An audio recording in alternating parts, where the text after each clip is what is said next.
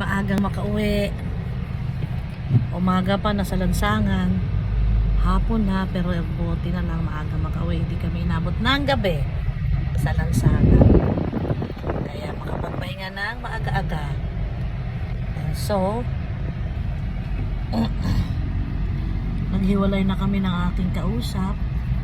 Siya uwi na sa Fairview. Katatapos lang namin mag-meeting. Ako naman uwi na rin para magpahinga. Bukas arangkada uli. Buhay.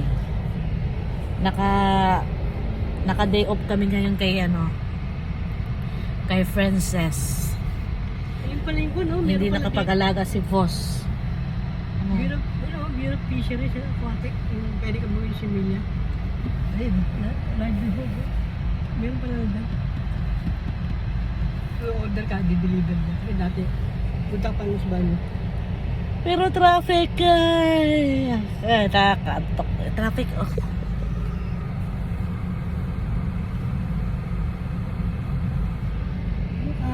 Bukas. Salita kami, doon kami mag-vlog.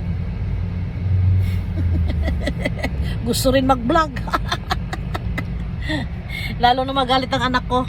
Galit na nga sa akin. Mama, nakakaya ka. Magbablog pa na daddy nila. Magwawala na sila. Just enjoy life lang naman. Nakakatuwa lang kasi. Pag may mga nag-comment, may natutuwa. Diba? Nakakatuwa lang din. Kaya nakaka-inspire na mag-post. Mga simple posting lang, mga daily life activities lang, diba? At least nasi-share ko.